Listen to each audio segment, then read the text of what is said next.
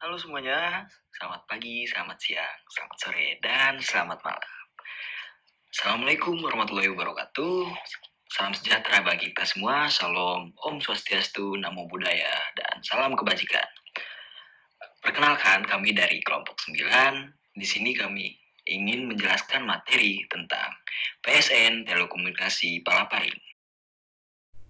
Halo, perkenalkan nama saya Muhammad Hafiz Zairuddin, NIM 12122200154. Perkenalkan, saya Koirunisa Alhania dengan NIM 121220136 dari kelas RD sebagai perwakilan Bakti Kominfo. Izin memperkenalkan diri, nama saya Muhammad Erik Satria dengan NIM 121220152 dari kelas RD. Izin memperkenalkan diri, nama saya Damai Marcelo dengan NIM 120220230 dari kelas RD sebagai ahli infrastruktur telekomunikasi. Sebelumnya, izinkan saya memperkenalkan diri. Nama saya Adelia Maharani dengan NIM 121222080 sebagai perwakilan Palaparing Tengah. Saya Farah Alicia sebagai perwakilan Palaparing Barat. Nama saya Rayhan Alif, NIM 121220128, perwakilan Palaparing Barat. Halo, perkenalkan, saya Happy Fatia dengan NIM 121220137. Saya sebagai perwakilan dari Palaparing Timur. Perkenalkan, nama saya Lukia Nazifah, NIM 121220066 dari kelas RD.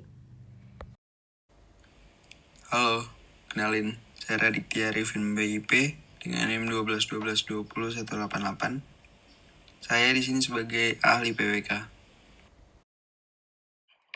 Mungkin kalian atau ya sudah penasaran nih, kira-kira palaparing itu apa, tentang palaparing apa aja yang ada pada materi ini. Mungkin langsung kita mulai saja.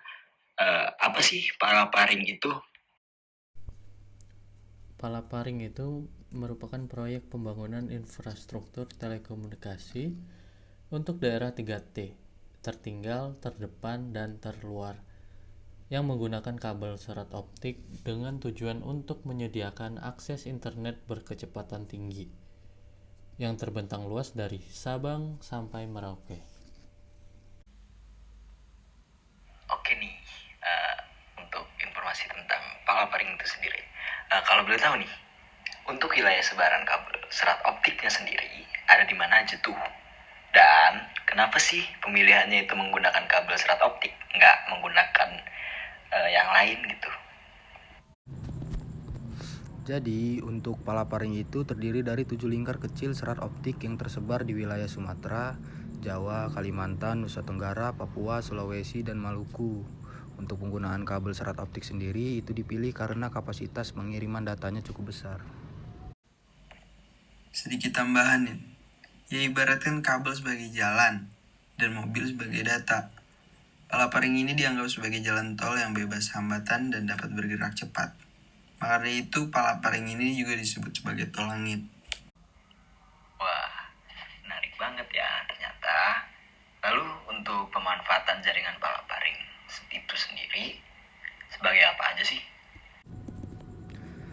Jaringan palaparing ini bisa dimanfaatkan antara lain untuk pemerintahan, pendidikan, serta kesehatan, termasuk untuk pelayanan telekomunikasi yang diberikan penyelenggara secara komersil di wilayah yang belum tersentuh atau bahkan minim dalam pelayanan komunikasinya.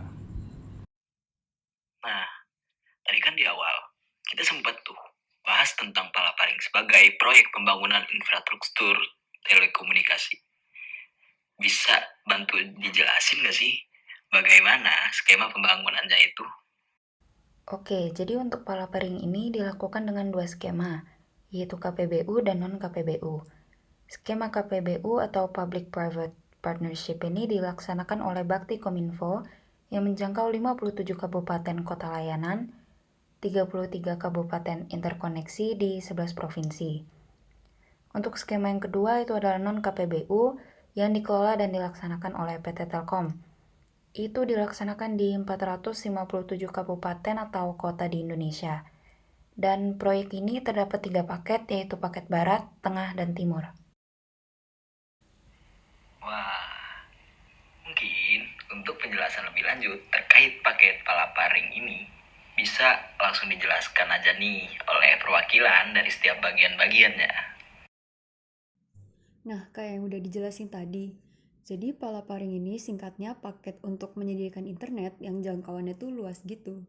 Jangkauannya ini luas karena nyampe ke kabupaten-kabupaten yang penduduknya tuh dikit. Pendapatan mereka juga cenderung rendah. Pengelolaan palaparing ini dibagi menjadi 3 bagian di Indonesia. Yang pertama ada palaparing paket timur, paket tengah, dan paket barat. Untuk palaparing barat sendiri, mulai operasional sejak 2 Maret 2018 dalam 3 proyek yang menghubungkan Sumatera, Kepulauan Riau, dan Kalimantan. Di mana sebelumnya, pada tahun 2016, pemerintah Indonesia mempercayakan PT Moratelindo Indonesia atau Moratelindo untuk menjalankan proyek strategis nasional dengan menunjuk Moratelindo sebagai pemenang tender palaparing barat. Palaparing Barat ini wilayahnya menjangkau seluruh Pulau Sumatera, Kepulauan Riau, dan sebagian wilayah Kalimantan Barat.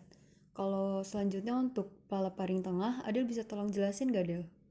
Nah, jadi Palaparing Tengah ini wilayahnya mencakup 3 pulau besar di Indonesia, termasuk Pulau Bali, NTB, dan Maluku Utara. Palaparing Tengah sudah beroperasi sejak Desember 2018 dan telah melalui masa uji coba komersial.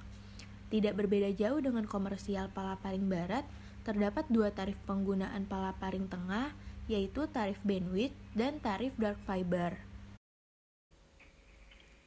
Sedangkan untuk Palaparing Timur menjangkau wilayah Nusa Tenggara Timur, Maluku, Papua Barat, dan Papua, yang mana kabel fiber optiknya 80% ada pada jalur laut, yaitu sepanjang 4.557 km, dan 20% ada pada jalur darat, yaitu sepanjang 2.446 km. Indonesia bagian timur sebenarnya memiliki sumber daya alam yang sangat kaya. Namun, infrastruktur telekomunikasi wilayah ini masih sangat minim, sehingga membuatnya menjadi tertinggal dibandingkan dengan wilayah bagian barat dan tengah.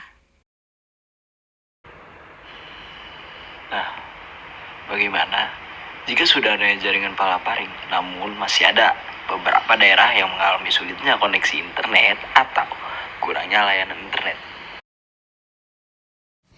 Kembali dengan perbedaan latar belakang yang masih dominan seperti kesenjangan sosial ekonomi dan tingkat kesulitan geografis yang berbeda, di mana masih kurangnya layanan internet yang mengakibatkan persediaan akses internet bagi penduduk di kawasan terdepan, terluar, dan tertinggal, seperti daerah pedesaan di pulau-pulau kecil menjadi sangat mahal. Pada Palaparing integrasi diharapkan mampu menambahkan titik interkoneksi yang lebih banyak agar penyedia jasa internet sebagai penggunanya bisa beroperasi secara maksimal.